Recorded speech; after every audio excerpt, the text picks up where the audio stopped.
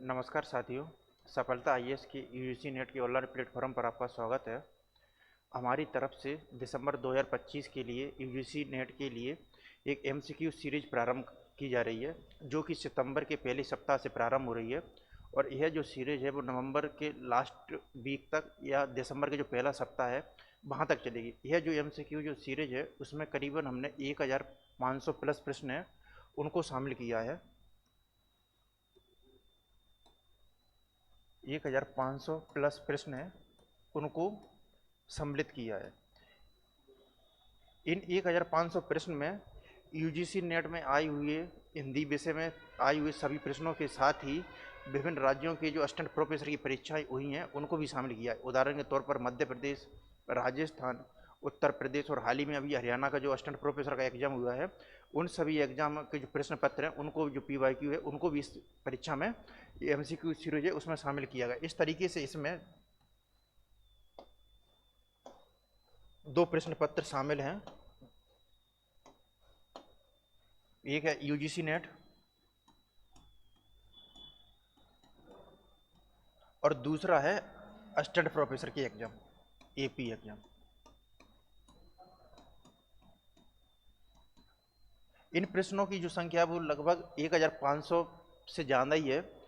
और इसमें UGC net का जब से सिलेबस चेंज हुआ है वहाँ से लेके अभी तक का जो जून 2025 का जो एग्ज़ाम हुआ है उस वहाँ तक के सभी प्रश्न हैं उनको शामिल किया गया है। किसी भी एग्ज़ाम को जो क्रैक करने का जो सबसे बेहतर तरीका होता है वो होता है हमारे जो पीवाईक्यू के प्रश्न है वो। क्योंकि अगर हमारे जो पीवाईक्यू के जो प्रश्न होते हैं ना, जो पीवाईक्यू के जो प्रश्न होते हैं ना वो हमारे सबसे बेहतरीन तरीके से मार्गदर्शक होते हैं या फिलोसफर होते हैं या हमारे जो गाइड होते हैं।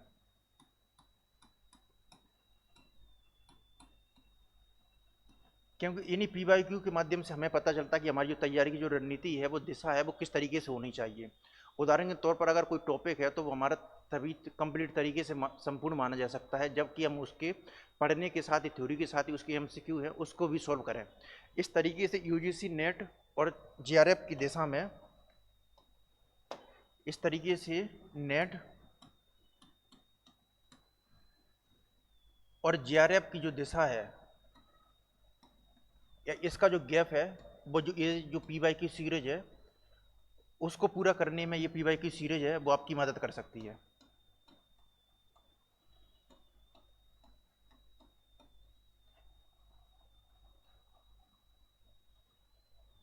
पीवाईक्यू सीरीज है वो मदद कर सकती है।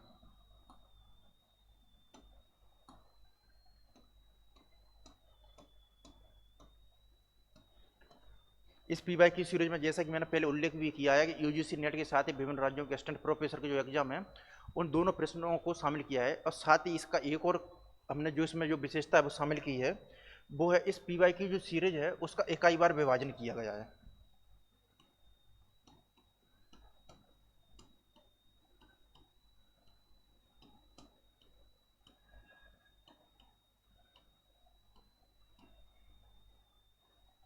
इकाई बार विभाजन से तात्पर्य यह है कि जैसे कि यूजीसी नेट का जो सेकंड प्रश्न पत्र है हिंदी का उसमें 10 इकाइयाँ विभाजित हैं, जिसमें 1 से 4 तक में हिंदी भाषा और विकास है। इकाई 2 है वो हिंदी साहित्य का इतिहास है। इकाई 3 है वो साहित्य शास्त्र या काव्य शास्त्र और इकाई 4 है वो वैचारिक पृष्ठभूमि है। और इकाई 5 से लेकर 10 तक हमारी जो टेक्स्ट बुक है या जो मूल पाठ है वो शामिल होती हैं। तो उसमें हमने जो पूरा का पूरा जो 10 इकाइयाँ हैं उन सभी को शामिल किया है कि उनका जो क्लासिफिकेशन है वो किया है कि कौन सी इकाई में कौन कौन से प्रश्न आए और कितने हुए प्रश्न आए हैं। जिस तरीके से क्योंकि जिस इकाई पे से ज़्यादा प्रश्न आए हैं उन पर हमारा फोकस भी ज़्यादा होना चाहिए और ऐसी इकाइयाँ भी होती हैं जो कि छोटी होती हैं और जहाँ पर कम मेहनत करें और ज़्यादा हम स्कोर हैं वो कर सकते हैं। इस तरीके से तैयारी होती है वो बेहतर रणनीति होती है। तो वो एग्जाम को जो हम क्रैक कर सकते हैं वो ज़्यादा आसानी से कर सकते हैं और बेहतर रणनीति के साथ में भी कर सकते हैं। इस तरीके से इसका जो इकाई बार विभाजन है वो भी किया गया। इसके अलावा इस पीवाईक्यू जो सीरीज है उसमें समग्र अवलोकन का प्रयास किया जाएगा।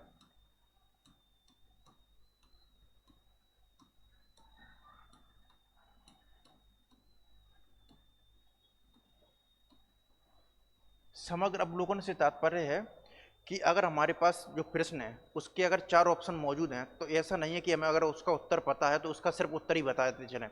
उन चारों का प्रश्नों का जो पूरा जो संपूर्ण विश्लेषण है और इसके साथ में जो अतिरिक्त जानकारी यहाँ पर जो प्रदान की जा सकती है वो भी प्रदान की जाएगी। और साथ ही जो एलिमिनेशन जो मेथड है उसका भी किस प्रकार प्रयोग किया जा सकता है कि जिस तरीके से हम अपने एग्जाम में जो क्वेश्चन है उसको सॉल्व कर सकें और बेहतर तरीके से हम उसको क्वेश्चन को सॉल्व कर सकें। इस तरीके से जो PYQ सीरीज है उसमें समग्र अवलोकन का इसमें है वो प्रयास किया गया है। इसके अलावा एक और इस चीज़ में ध्यान दिया गया है कि हिंदी साहित्य की जो विभिन्न जो साहित्य इतिहास की पुस्तकें हैं, उदाहरण के तौर पर आचार्य रामचंद्र शुक्ल का हिंदी साहित्य का इतिहास, डॉक्टर बच्चन सिंह का हिंदी साहित्य का दूसरा इतिहास, आधुनिक हिंदी साहित्य का इतिहास, रामस्वरूप चतुर्वेदी का हिंदी साहित्य और संवेदना का विकास, या फिर नामवर सिंह का कविता के नए प्रतिमान, आचार्य हजारी प्रसाद द्विवेदी जी का आदिकाल, इन जो सभी पुस्तकें हैं उनमें जो PYQ है या जिनसे बेहतर प्रश्न बन सकते हैं उन प्रश्नों को भी इस PYQ सीरीज है उसमें शामिल किया गया। इस तरीके से ये जो PYQ सीरीज है एक विस्तृत होगी और बृहद होगी और समग्रता में होगी, जिसके माध्यम से आप अपनी जो तैयारी है उसको बेहतर बना सकें और दिसंबर 2025 का जो नेट और जो GRF का जो एग्ज़ाम है उसको क्लियर कर सकें। यह जो सेशन है उसका जो समग्र रणनीति है या जो छोटा सा जो प्रेजेंटेशन है वो ये रहा। इसके साथ इस प्रेजेंटेशन का जो अंत है इस कविता के साथ मैं करूँगा जो कि राम की शक्ति पूजा कविता है जो कि निराला उसके रचयिता हैं। ये जो जब राम उस युद्ध में पराजित होते हैं या हताश या निराश हो रहे होते हैं तो जाम्बन है वो उनको सलाह देते हैं, आराधन का दृढ़ आराधन से दो उत्तर, तुम बड़ो विजय संयंत्र प्राणों से प्राणों पर, शक्ति की करो मौलिक कल्पना करो पूजन, छोड़ दो समर जब तक सिद्धि ना हो रघुनंदन। इस तरीके से अगर ये जो शक्ति की जो मौलिक कल्पना है